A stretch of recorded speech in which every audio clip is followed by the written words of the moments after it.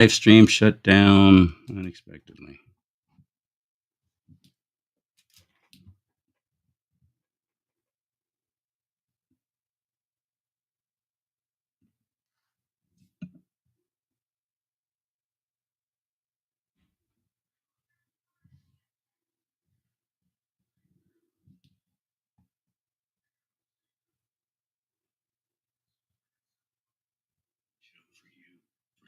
For your glory in your name, Christ.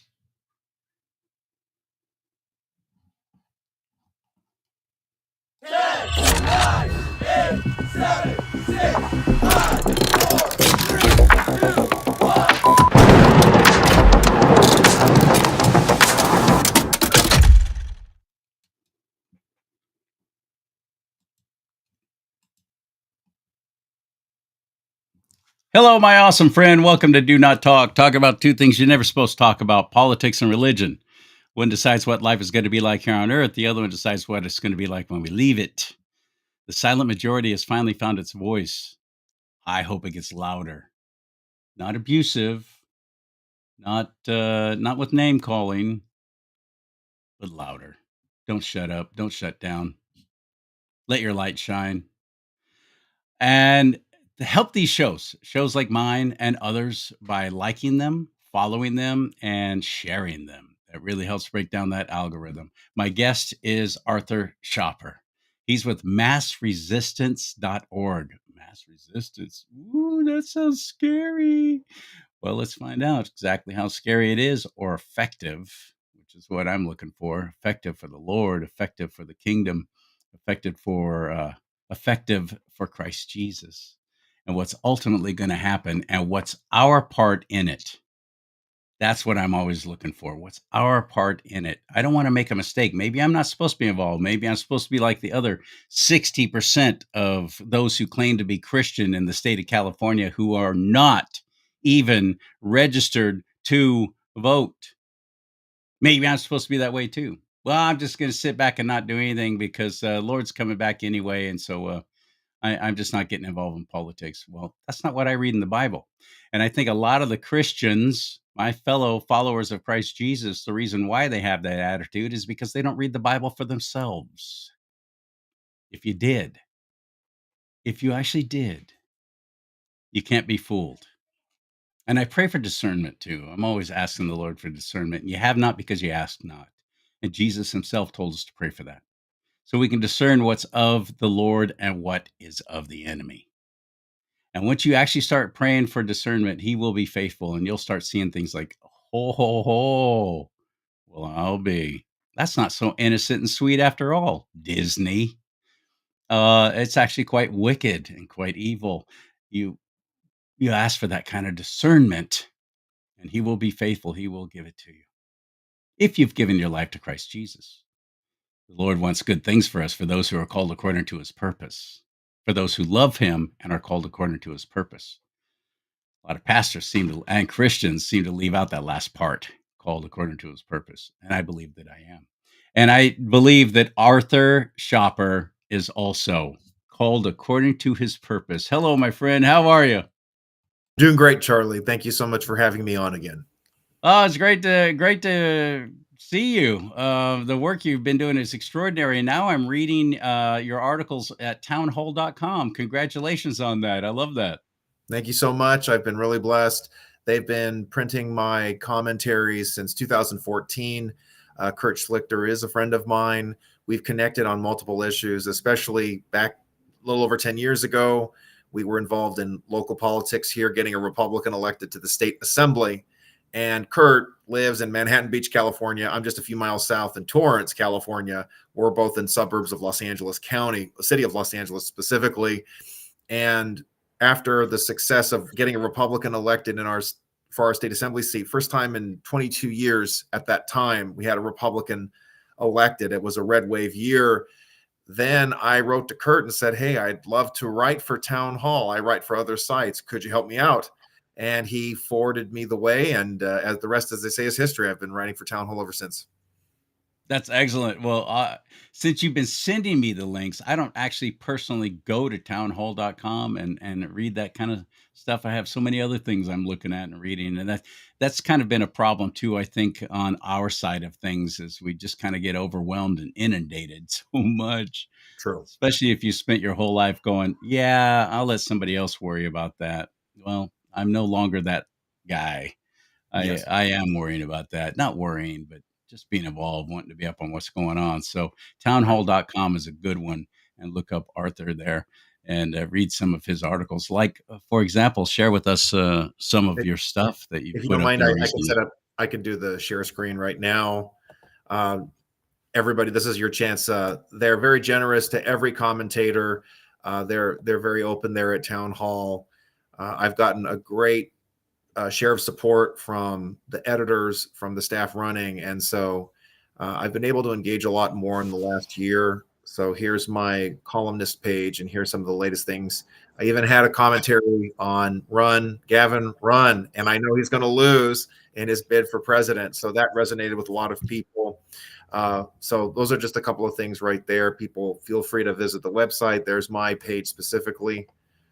Yeah, there it is. Do you really think that Gavin Newsom would have a chance at or not a chance at winning the presidency? Because I've been stunned at the stupid people that we have stepped up. We collectively, as the populace of the United States of America, have Mhm. had some dismally horrible presidents, and it's all because they looked good, they sounded good, and they said the right things, and people are easily swayed and fooled. Jimmy Carter comes to mind. What the heck was that? What were you thinking, America? And If even you're Joe that evil. Biden, even Joe Biden, who was Obama, don't bypass Barack, Obama. Barry Yeah. Soetoro. Don't forget him. With I think of Joe Biden specifically because he was decrepit, he was already senile, he was already suffering from dementia, and yet there was just a broad coalition of corruption in the media, in the electoral process, along with the COVID problems, and he was able to take advantage of all those problems and the lack of oversight to win the presidency in 2020. And a lot of people thought of Joe as this working class guy who was able to get along with the blue collar types, and he turned into just an extension of the Obama regime. He was basically Obama's third term. I think there's a lot of truth to the argument that Obama was phoning in the presidency and telling him what to do, and his staff, Biden's staff, were all plugged in and telling him what we know that now with the auto pen scandal becoming more prevalent, becoming more exposed. Yes. But with Gavin Newsom, I would say to you that part of what I looked at was not just the response from everyday people. There's always a Democratic primary, and there's a lot of progressives, and there's even some so-called moderates who do not like Gavin Newsom. John Fetterman has weighed in. Gavin Newsom is just intolerable. Sonny Hostin's called him out for his attempts to try to move to the right, as if with that podcast that almost nobody watches.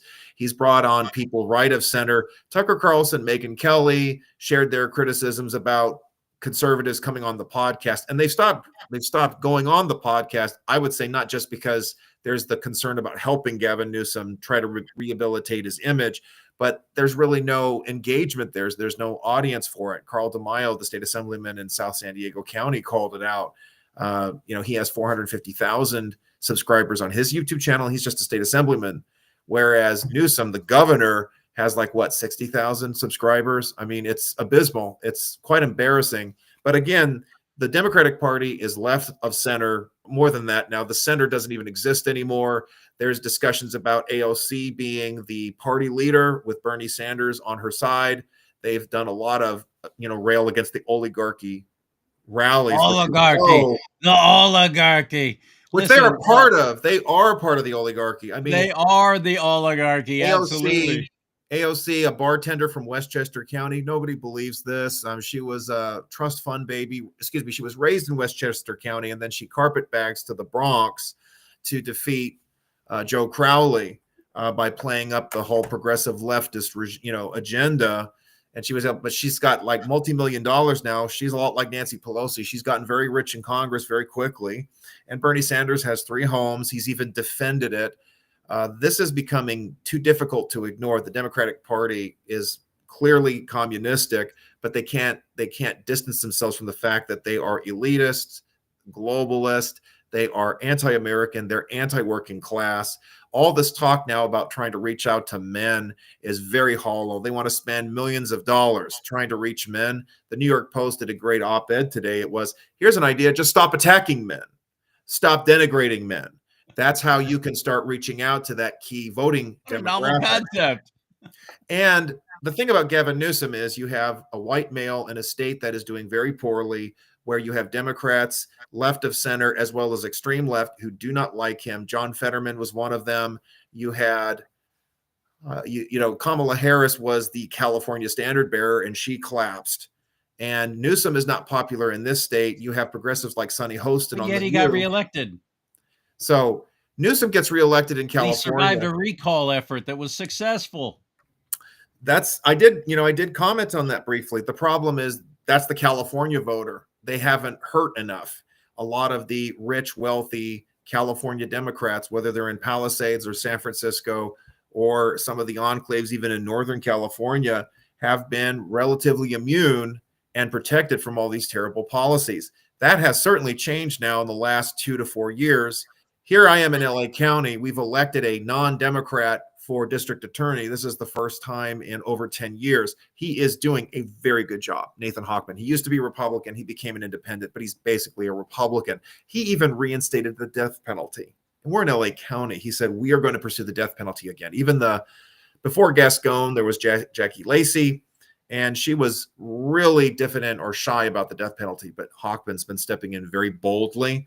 The former sheriff, Alex Villanueva, even though he was a Democrat, even though he even supported the sanctuary state law at the time, he railed against the COVID lockdowns. He didn't enforce them. He was also very good on the Second Amendment. I was not aware of this. He was expediting those permits even before the Bruin decision was handed down by the Supreme Court.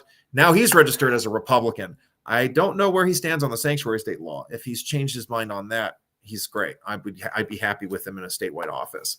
So that's what I also look at with California. Even in this state, Kamala got below 60%. That's pretty bad for California. Adam Schiff debated Steve Garvey. That showed on the ground Democrats knew something. I mean, I suspected they were worried about something. Even in my state assembly district, which now has a Democrat again, he debated the Republican challenger, even though this district is now 2-1 Democratic. I'm like, why is he debating? They must be worried. There's something they know that isn't made public, which is that their internal numbers for Kamala Harris were really bad. So Gavin doesn't have a chance at being president. I was really glad I could put that out there. I think it's I hope he runs though. And part of the reason I wrote that is Newsom's selfish ambitions are helping us. He has vetoed really bad legislation, like allowing experimental injection sites. There was a bill that was Senate Bill 57. He vetoed it because he wants to run for president, so he has to pretend to be normal. He started cracking down on the homeless encampments. He joined the lawsuit to reverse Martin v. Boise so that localities could enforce their vagrancy and loitering laws. He got involved. That was amazing. That was amazing to me. As long as he's running for president, that means he's going to. And this was an LGBT website that tattled on him. He's been telling the legislature, "Don't give me LGBT stuff anymore, please," because he's trying to position himself for a national run. So I hope he keeps running for president. And every blue state conservative should hope their governor runs for president, because they'll have to start moving to the right. I think the governor, even Newsom, has at least given lip service to not giving more tax money to illegals, securing the border. Please keep running, Gavin. You're not going to make it, but just keep telling yourself that and keep sticking it to the left-wing base that has ruined Sacramento. I'm fine with it. Yeah, that's absolutely true. The massresistance.org, I keep seeing on the left this resist stickers on shirts and cars and so on. Yes. Resist are all about resist. Have people confused what you're doing with thinking maybe you're part of that? So we really want to show ourselves, Mass Resistance, just to remind your audience. Thank you again. You had me in the past when I was talking about Mass Resistance's broad effort to overturn Obergefell. We've been submitting resolutions against Obergefell to the several states two legislatures, the House chambers in two states passed our resolution. It didn't pass the state Senate. We're hoping for better success next year. But even now, when we talk about resistance, we're talking about resisting evil. We're talking about resisting corruption. We're talking about resisting government tyranny. This notion of resistance is baked into the American identity. Samuel Adams, one could consider him the first the first community organizer. It was his idea that he inflamed in the minds of men that the United colonies, at the American colonies, shouldn't seek a better standing with Great Britain or with the British Empire, but they should just leave entirely and become their own country. And that's the impetus that we put forward with every action we take, with every activist effort that we take on. We are speaking out against the LGBT agenda. We are standing up to this corruption in every form. And it's really important to be against it. There are lots of pro-family groups that want to talk about restoring the family, restoring marriage, and those are legitimate. But we as an activist organization, what Mass Resistance is committed to, we are against this, calling out all the corruptions associated with normalizing homosexuality, transgenderism, the breakdown of the family. It's done, though. The damage has been done in California, especially during COVID when the legislature waived their own, which that's a good trick. You make a rule, you can waive it and not do it anytime you want. They waived their own 30-day print rule. So they were passing legislation that we didn't even know about. And I'm out here screaming, look what they're doing, AB 2223 and these kind of things. This was insane and taking away parents' rights. And it's still going on. AB 1955 that passed last year, precluding or prescribing school districts from mandating them to inform parents if their children have confused identities or sexual problems. This is child abuse, pure and simple. Groomers always want to keep secrets. This is another great thing about the Trump administration. They have issued extensive orders requiring all schools to comply with Title IX, comply with reporting requirements, putting an end to all the indoctrination. I shared briefly with your audience Mass Resistance's open letter to American parents. We are really trying to stress the importance of keeping up the mass resistance against the schools. The fight is not over. President Trump is doing so much more than I would have even imagined he could do. It's great. We've got to build on that. We've got to push against every school district and demand that they comply. And this connects again with Gavin Newsom, because President Trump recently confronted him directly and said, "You are still allowing men to compete in women's sports." Right away, the CIF, I guess it's the California Intercollegiate, CIF, I should know. I mean, every one of us went to high school, but it's the broad statewide sports program. They've now started talking about giving women another chance to compete if they were edged out of the top 3 spots because of a confused man. That's not enough. There's no such thing as transgender. There should be no accommodation for this mental illness. Period. No. But I'm really glad it is a mental disorder. It is a mental disorder. The whole LGBT agenda is built on mental illnesses. It's built on confusions. And I celebrate the president really going after this issue. Even in California, it's an 80-20 issue. Men should not be in women's sports.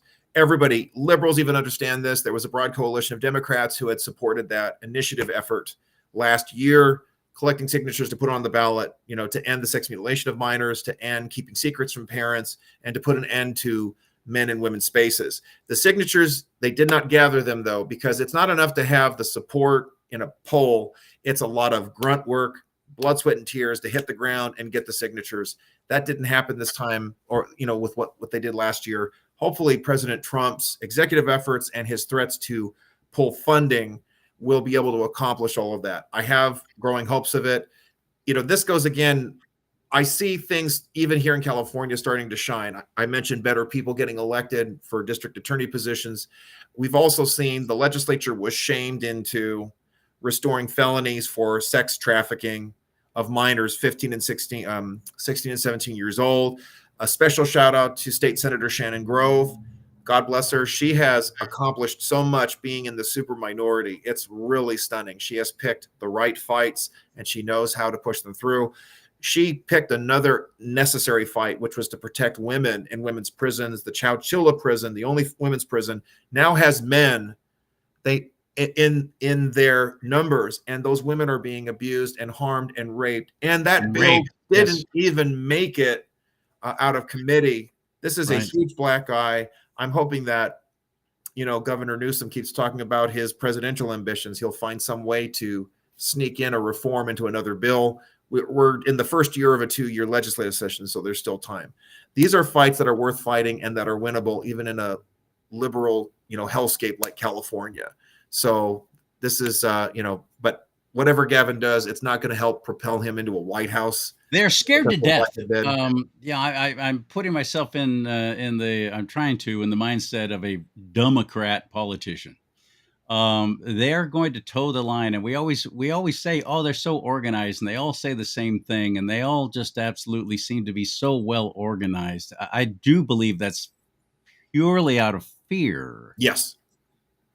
Because they will, you cast pearls before swine. What did Jesus say is going to happen? They're going to turn to rend your flesh, and we've seen them do that to other Democrats who have dared to say. We're seeing it now with the mayor of New York and Fetterman in Pennsylvania, or Philadelphia and Pennsylvania.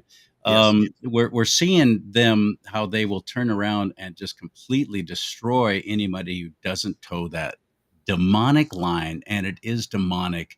But I'm telling you, I see it on our side as well. I see us turning on a candidate who says one thing wrong, not exactly what they wanted, and everybody just attacks. I I had a do. podcaster on yesterday who I like a lot. He's funny, he's fun. I'll have him on again. I was stunned when he said, I'm so disappointed in President Trump's first 100 days. Yeah, that's that kind of cynicism is very degrading. What I gather from that, I don't know who it is, but a lot of commentators and influencers, they thrive on engagement harvesting. So if they say something inflammatory like Trump is failing, Trump isn't getting the job done, there's been a lot of hoopla against Justice Amy Coney Barrett. But Larry Schweikert did a sound analysis, and out of 12 decisions that we care about, he didn't list the specific ones, but I'm sure like the Dobbs decision, the Bruen decision would be in that list. She's been on the right side. What I'm surmising, for example, the Supreme Court just kicked away the case in Massachusetts. That's the home state for mass resistance. So that really hits close to home for us. The kid wears a shirt that says there are only two genders, and the Supreme Court declined to hear it. This is what I think is happening. It frustrates us, but what I think is happening is the Supreme Court is waiting for these issues to be cert-worthy in multiple appellate circuits. So they're waiting for this issue to come up in the Ninth Circuit as well, in the Fifth Circuit, as well as the Second Circuit. They don't want to be the final recourse for every dispute because they can't. They can only handle 100 cases, and that's actually asking a lot. Usually it's 80 to 90 cases that they will adjudicate. Another issue that's close to home for mass resistance, it's this issue of banning reparative or restorative therapy if somebody wants to break free of homosexuality or transgenderism.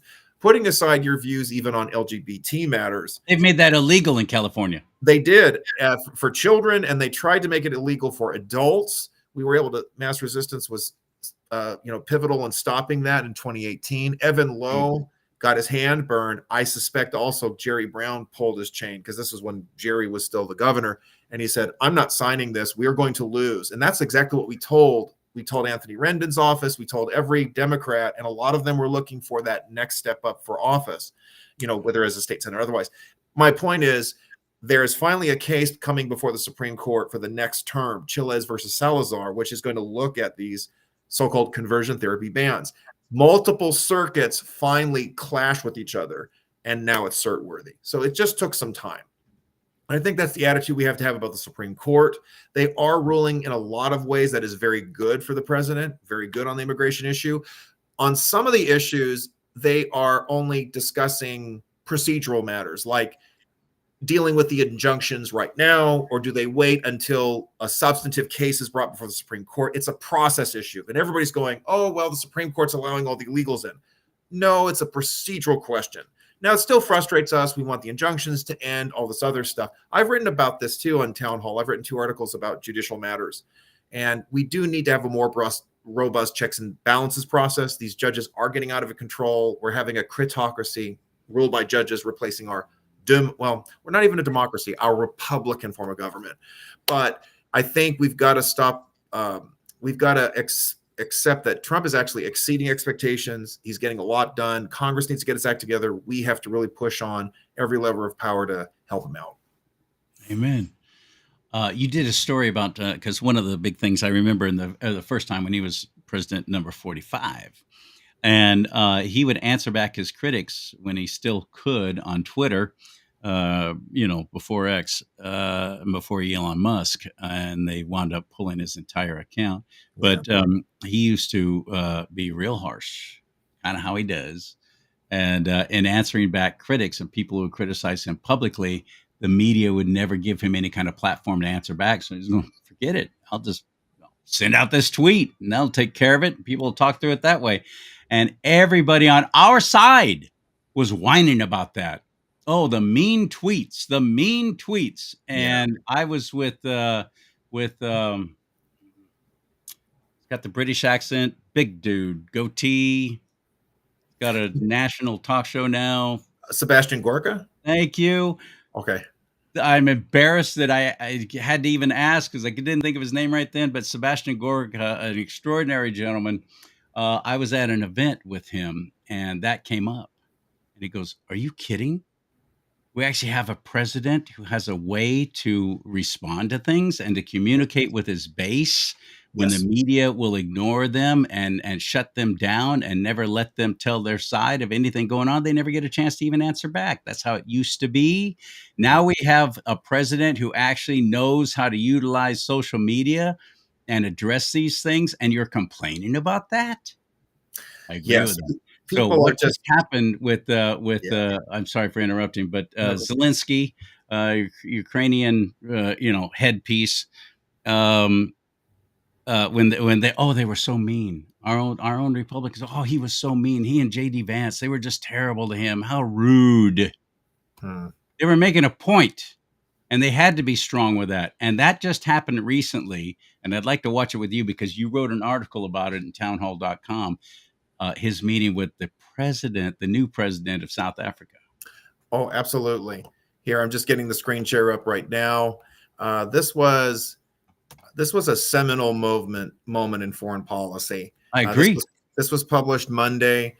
I watched the exchange on Wednesday, May 21st, and I literally cried. I was so grateful to President Trump vocally, fully confronting South African President Cyril Ramaphosa.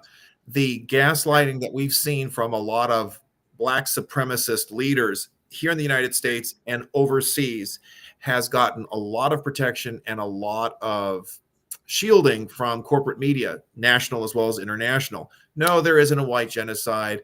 No, there's not anti-white racism. All that you're seeing, whether it was Zimbabwe under Mugabe, whether it is Ramaphosa over South Africa, these are countries that were plagued and ruined by colonialism.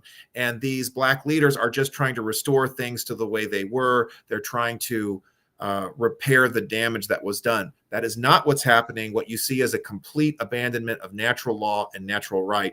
Most importantly, the genocide charge allegation is true. Here's the entire video that President Trump broadcast to the world and forced not just the president of South Africa, but his mostly Black cabinet, executive cabinet. They were forced to watch it as well. Here we go. This is brilliant.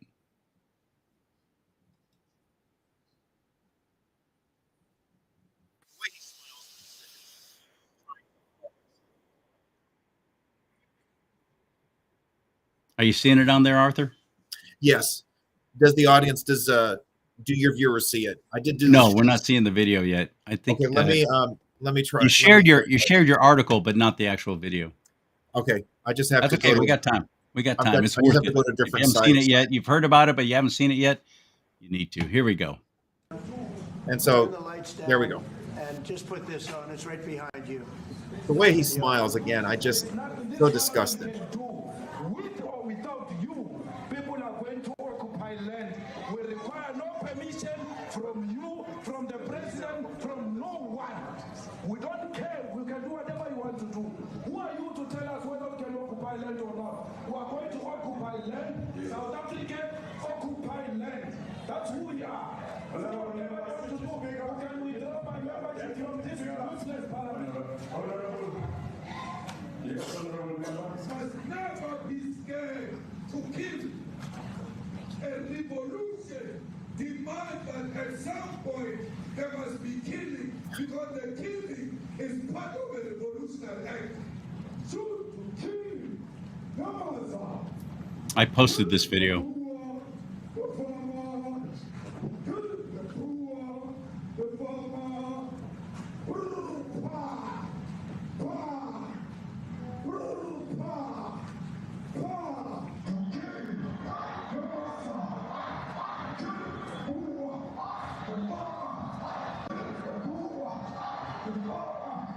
The mayor of DJ in PE is a white man.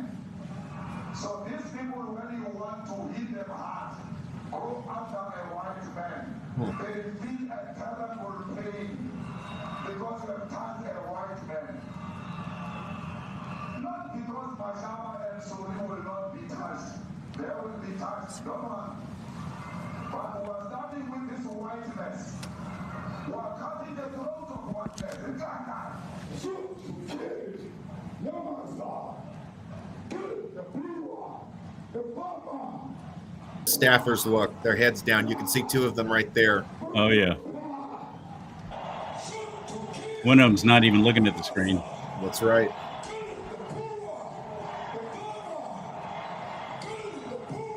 They're busted. The gaslighting cannot happen. There is no covering it up. I don't know what's going to happen in the future. I'm saying to you, was not called for the killing of white people, at least for now. I can't ever see the future. And I hope you'll bear with me. Let me just, we'll continue, but I've got to really stop on that part. Notice how he said, we are not calling for the killing of white people, at least not for now. And that video clip, he's being interviewed by a reporter from, I believe it's The Guardian. So this is a corporate media site based in the United Kingdom. And even that reporter, it's a left-leaning website, they're very open about their anti-Trump sentiments. Even he choked and said, wait a minute, you understand that when you say things like that, it communicates this type of a message. You see, it is so atrocious, the atrocity language, that is the economic freedom fighters party. They're not freedom fighters, they're communists, right down to the red caps that they're wearing. This is like right out of Che Guevara. They have completely internalized and they've metastatized critical race theory. That's what it's all. They've taken class warfare and made it race warfare, combined the two. You heard all of this. We're taking the land. We will kill the Boer. I'm going to go back to the video so that we can show that this is not just idle language, that his name is Julius Malema, the head of the Economic Freedom Fighters Party. I'm now going to, let me screen, I'll do the Trump that really, he put together a great video making his complete case, exposing the genocide of white farmers in South Africa. It had to be so uncomfortable for them. Yep.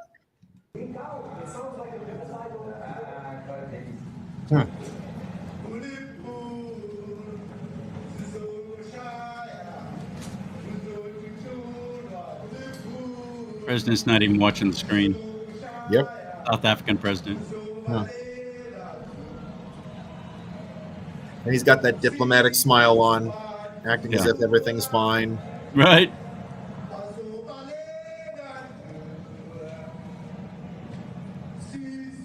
Look at him. He won't even look at it. Yes.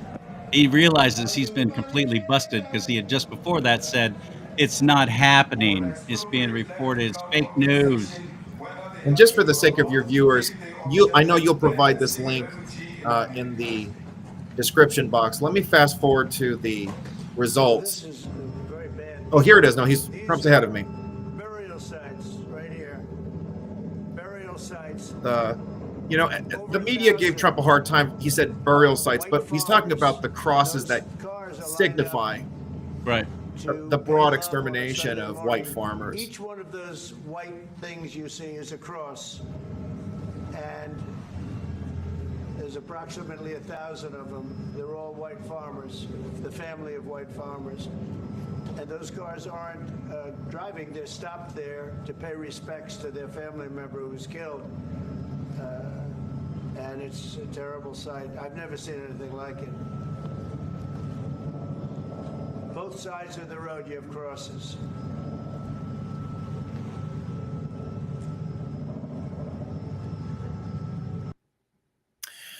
What is so powerful about this, especially, is making sure we're back from screen share. What is just so powerful about this is that he was unflinching in his presentation. Prior to that, he had multiple articles he showed of one white farmer being killed after another. And this does hit close to home for me in part. One of my relatives is an Afrikaner. I spoke to, he's an in-law specifically, and I spoke to my direct relative, and I said, was he targeted like this? And it's like he got out before this, but he knows other people who have been targeted in this way. This is really important. There was so much to unpack from this, which is so important. I plan on writing something else. It's up to Town Hall if they want to run it. But what is so special about this, I think of Ann Coulter. I love what her analysis on the O.J. Simpson trial. So O.J. did it. Anybody with two eyes in their head, if they hadn't been bombarded with the media hype and the lawyer trickery that was done by Johnny Cochran, could have seen, O.J. did it. But there was a racialist move on that jury to make up for the Rodney King trials, where a lot of black activists said, well, Rodney King got a raw deal and those police officers should have been convicted. It was not justice at all. But Ann Coulter saw a bright silver lining to it, which is, you know what? The white guilt bank just shut down entirely. Anybody who wanted to play the race card or say that black people were not getting a fair shake of the system could just laugh and say, OJ did it and he got away with it. So don't give me your racist garbage. I submit to you that this is an international version of the white guilt bank being shut down, because Trump was able to say, look, you South Africans, majority black, you run every lever of power, and now it's the white people who are being exterminated, targeted for genocide. You have created these problems. White people have no power in your government. And all the problems you have, economic, cultural, crime is rampant. The president had to admit, President Ramaphosa admitted that crime is a problem. What they won't admit is this is a result of racialized violence being normalized, and they have a defund the police. You let them off if they're black. You hit them hard if they're white or colored. Most people need to understand there is a colored part. They call it colored, but they could be Asian. They could be half Asian, half white. People of color. People. Say, yes. But see, the thing is, and this is important because when we talk about colored in the United States, it was always black.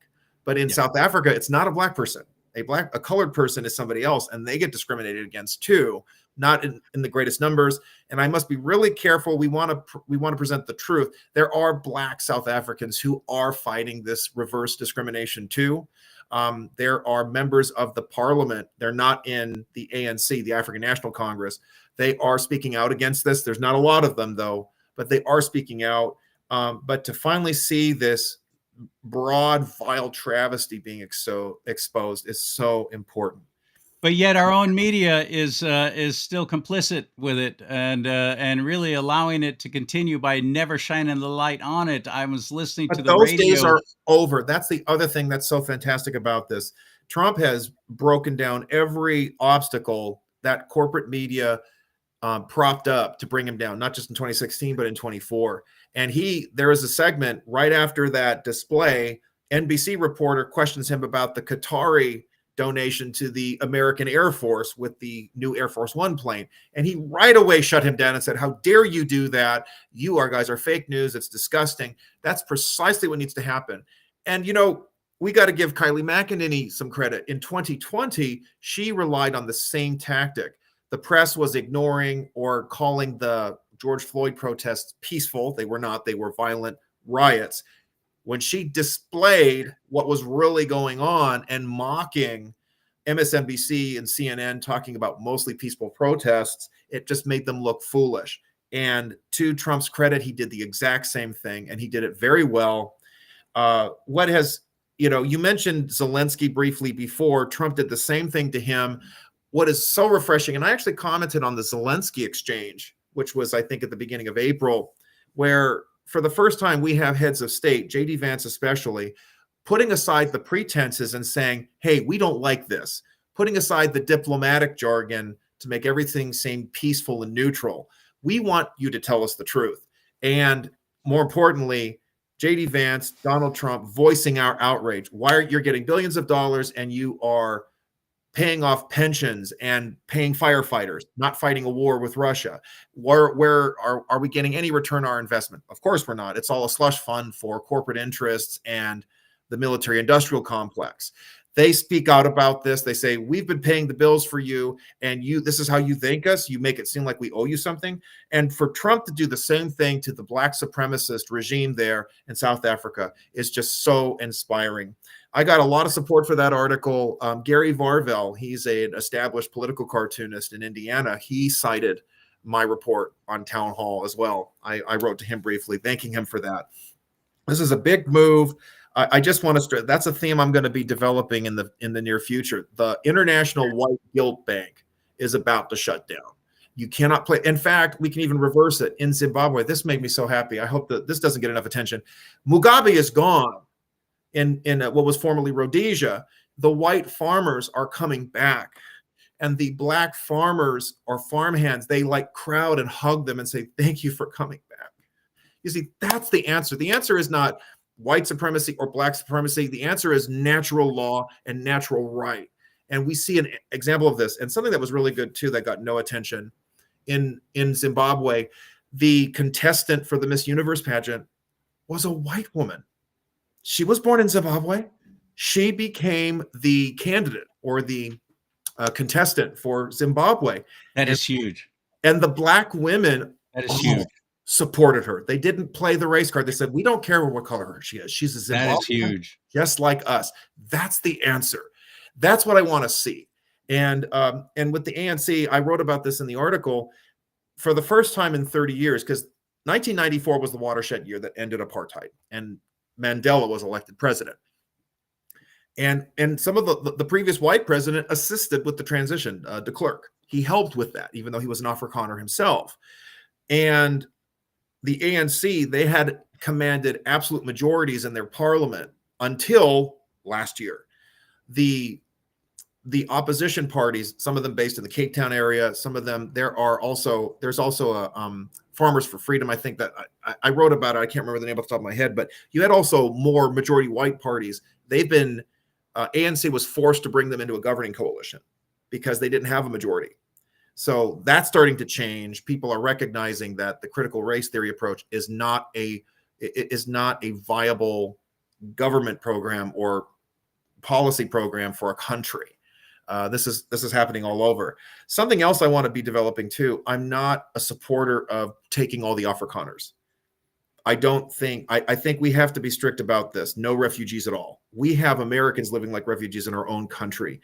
But more importantly, Afrikaners in the country, they have made public statements. Explain what that is for anybody who doesn't know. I'm sorry. So you have the Afrikaners, the white South African farmers.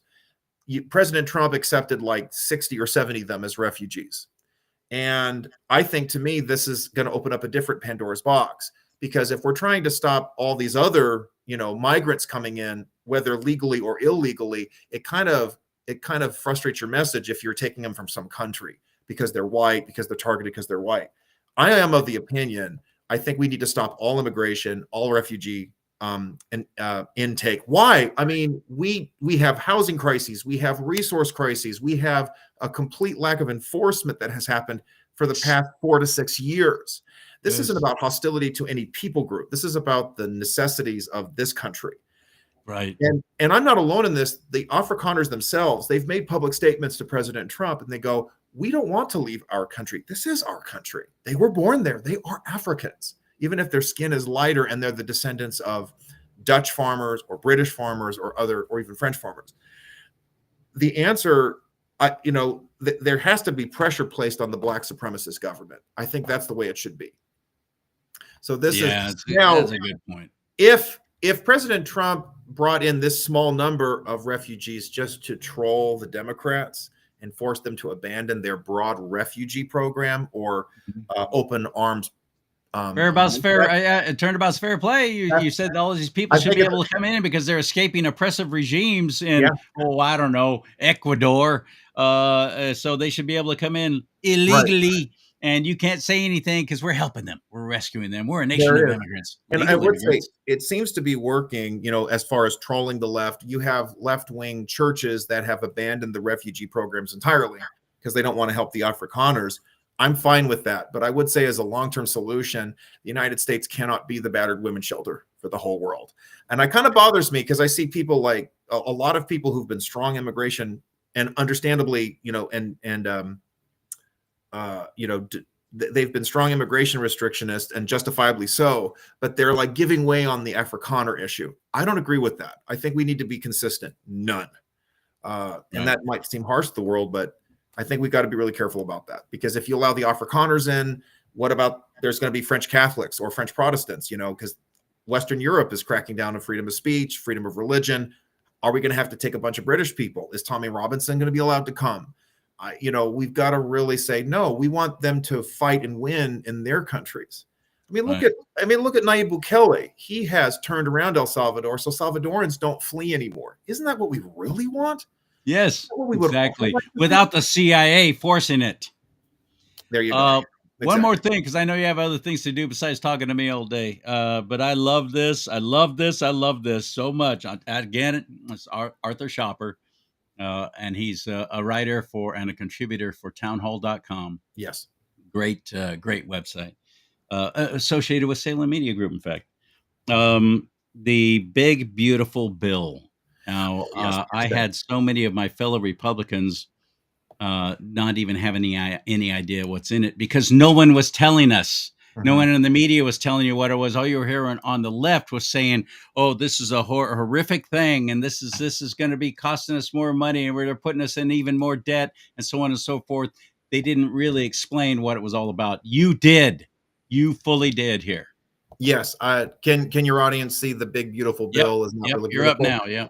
Okay, so there it is. There is a lot of good things in this bill, whether it's enforcing work requirements for Medicaid. We've got a lot of able-bodied single adults who are getting Medicaid and they're not working. This is not acceptable. We have people who are getting the Supplemental Nutrition Assistance Program, SNAP, and they are able-bodied, single. They're not working. This is not acceptable. And the states let's scroll down so they can see this list you put together. Oh, absolutely. Because so many of us had no idea what was even in it. The Tax Cuts and Jobs Act is made permanent. It increases the child credit. I was talking about adding the work requirements for SNAP as well as Medicaid. The standard deduction for Social Security payments was increased. Trump campaigned on eliminating taxes on Social Security. They didn't put that in. I don't blame Trump for that. That's on the Congress, but this was the compromise they agreed to. They also ended the taxes on tips, overtime pay, and car loan interest payments. There is a problem there because you've got three limited classes of people getting a break. What about the rest of us? But right. Tax cut is a tax cut. That's good. I was really excited about the ending Medicaid funding for sex mutilation. And this is not just for minors, but if adults want to go under the knife and cut up their bodies, they cannot use Medicaid dollars for that. That's a big deal. We should not be. This is the only way that this horrible transgender madness has continued. It's because of government funding and government wars. Before you scroll down, at the top of the page, you mentioned it at number 3. Let's go to number 3. You bet. And I love this: adult work requirements for childless adults on Medicaid. These requirements would kick in December 2026, as opposed to 3 years later originally. Yes. And we all know what that's about, because it's like it kicks in with the next administration, so that the current administration could, be hands-free and say, "Oh, we didn't cut Medicaid at all." It's the same thing like with Obamacare. The individual mandate didn't kick in until 2013, even though the bill had passed in 2010, and it was going to be after the second election, so that all the negative fallout of the mandate wouldn't hurt Obama, because he would be in his second term and not up for re-election. But, and speaking of Obama, let's highlight number 4. adds work requirements and forces states to cover costs for SNAP, which used to be called food stamps, which before that was called something else. Before that was Mhm. called something else. They always keep changing the names to make it sound more palatable. SNAP, Supplemental Nutrition Assistance Program. That's great. Just feeding the hungry, feeding the poor, right? Remember when Obama took control and I started seeing all of a sudden I was in the working for a big corporation at the time, media corporation, and we started getting all these what they call public service announcements that we had to air about the SNAP benefits program and get your food stamps and call this number, go to this website because you never know, you just might qualify to get all these freebies. And I thought, this is crazy. This was right after 2008. We were broke. The nation was in trouble. I lost everything in '08. I mean, everything. And so I was one of them. Of course, I didn't qualify, but the work requirements and forcing states to cover costs for SNAP. That's such a great way to create a dependent society, isn't it now, to get everybody relying on the government taking care of you from cradle to grave instead of, I don't know, getting a job or maybe another job. But it was all feel good. It was all posturing and it was all pathetic. And it cost us so much money, federal dollars. But this big, beautiful bill now puts it on the states. You want to do that? You go ahead and do that. You can act nice all you want. But California, we already know you're broke and you're giving illegals free medical. So why don't you take care of this from now on? That was huge, wasn't it? Yes. And the illegals being on Medicare is a big Medi-Cal, especially specifically for California, putting an end to that is a big deal. We got like 1.7 million illegals, and most of them are in California, and the legislature is facing a multi-billion-dollar deficit as it is, and this is going to add to that as is needed. Shame on the state of California for this. A couple other good things about the bill. It removes. Yeah, let's go back to it. Go ahead and walk it down, and I'll stop interrupting. It's fine. There's the removing the tax. Sorry about that. Removing taxes on gun silencers. This is a cultural win. Eliminating the renewable energy credits. It was part of Biden's, his big, beautiful, ugly bill rather. The SALT deductions was a huge point of contention. Blue state Republicans wanted to increase the amount of, because the state and local property taxes are huge in the blue states, New York, Illinois, California, New Jersey. And so it was the unlimited cap was removed, it was capped at $10,000 with the original bill passed in 2017. And so they were able to force it up to bring it up to 40,000. That's a point of contention because red states will say to the blue states, you guys need to lower your taxes rather than the rest of us picking up the tab for the high taxes you pay. Yeah.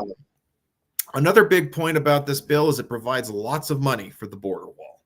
That is huge. I am very grateful for that. That needs to be done. We've got to finish this wall. Trump, this is a signature issue. He's got to get this done. Ann Coulter has announced she might start posting every day. Today is, May 28th, and only 10 miles of wall have been built or 5 miles of wall. It needs to be finished. Trump only got about 452 miles built, 52 new miles, repaired 400. That's 23% of a southern border. There's a lot of work to be done. A new contract has been issued for California to finish that part of the wall. There's more to be done. So let's look at number 11. Number 11, getting rid of yet another stupid bureaucracy.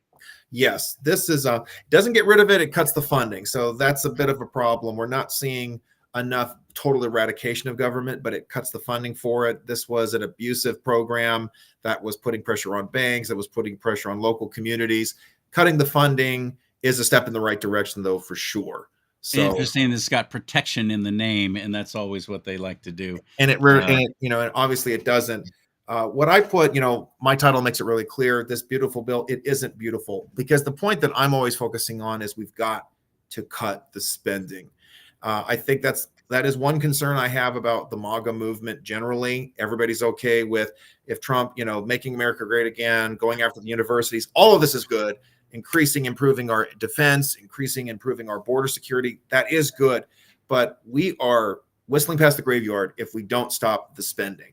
And that's going to require enacting all of Elon Musk's Doge recommendations. All of them have to be codified. That isn't happening right now. This bill doesn't get it done. I am so grateful. Senators Lee, Rand Paul, Ron Johnson, and Rick Scott, they've all stepped up and said, we're not supporting this unless there's real cuts. And having $1.5 trillion over 10 years is not a cut. Ron Johnson, I think, has the best argument. We've got to get to pre-COVID spending levels. That's $6 trillion in cuts. You can find them, because that's $6 trillion of spending that shouldn't have happened. One thing at a time, though. In the first place. One thing at a time.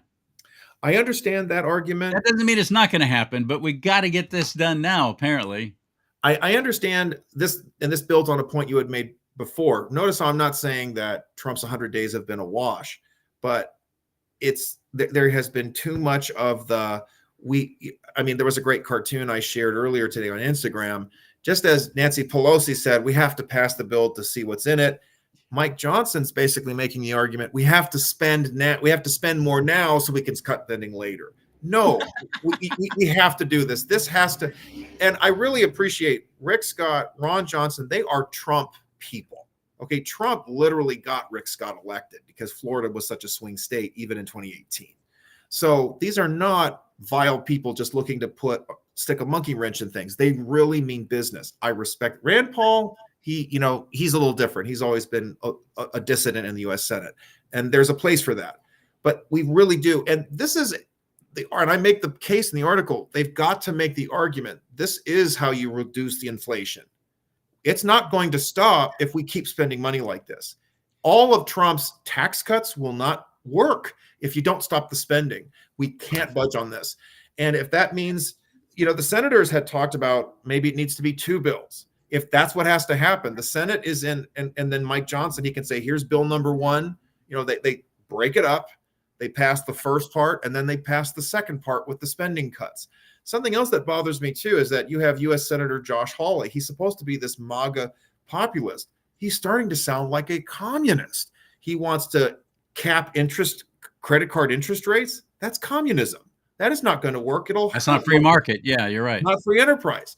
And then he's talking about, the Medicaid cuts are going to hurt working people. Wait a second. We want to help people get off the government. It is not helping working class people to keep them getting handouts. That doesn't help anybody. And I've seen this on like the populist or the more dissident right. Pedro Gonzalez, he was a Bernie bro. He was on Tucker Carlson's program, and he was talking about increasing welfare and increasing Medicaid for the working class. I'm going, you're making people dependent. We have to say no to this. So I appreciate what they're doing. And Trump gave him the green light, make it better. He budged on it, and that's good. So he's moving in the right direction. I'm happy about it. They'll get the cuts through, and there's another proposal to get the Doge cuts done in a separate bill. I think we can do this, but we've got to do it. Forget about debt. We've got to be involved. We've got to be addressing election fraud. Otherwise, we're going to lose that House and Senate next year. And people want the Medicaid cuts. It's a lie. They want the fraud. They want the abuse. It's very popular. They can do this. The Republicans can lose 3 votes. And I wrote about this a little bit. I made my suggestions. Here I am acting as if I'm a U.S. Senator. But there's 2 people they're never going to make happy, and it's Collins and Murkowski. They shouldn't worry about it. I think that the chamber can say, we love you. Thanks for voting for me to be leadership. But if you don't like it, we don't care. Go ahead and sit this one out. And then they can lose 1 more vote. They can't, if they can, this might be something I have to write about for the future. They have all of you've got those 4 that I mentioned that want cuts. I would say John Thune has to sit in a room and say, what can we work on that will keep enough of the caucus together? And I think they can figure something out. And what happens traditionally for decades now, the first midterm after a new president takes office, let's say Republican president like Trump, what happens? Traditionally, yes, I understand that the opposition party gains seats, if not gains the chamber. They're not going to gain the Senate. They are locked out. Even if, God forbid, Texas wobbles because it looks like Cornyn, I'm glad he's going to lose. Cornyn looks like he's going to lose. Paxton will have to fight, but I think Paxton can win. Worst case scenario, they're not going to lose any seats. They may not gain any. They'll be fine. Now, the House is a different story. It is my thinking, though, that if they proceed with real results, cut the welfare, cut the waste, really push that, stop the inflation, I think that, and then the Democrats are still crazy. Jasmine Crockett is their spokeswoman in the House. Put her in front of every Democrat, and they can keep their numbers. I think they can hold on. They can this time. I think they can. Look, Trump is the second president to be elected to a non-consecutive term, won every swing state. That hasn't happened in 100 years, flipped a whole bunch of counties. So I'm prepared for him to break more precedents. I could see him holding on to the House, too. I sure hope you're right. I sure hope you're right. Lord willing. Lord willing. Please.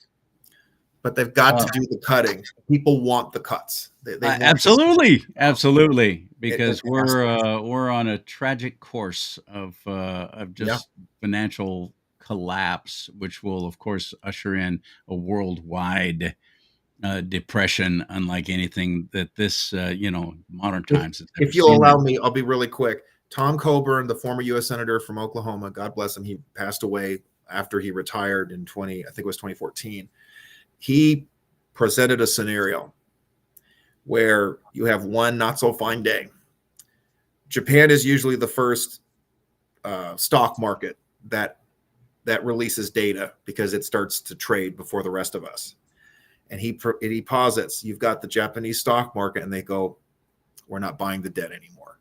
And they sell. And then half an hour later, Hong Kong has a problem. And then half an hour later, and you see major markets start crashing.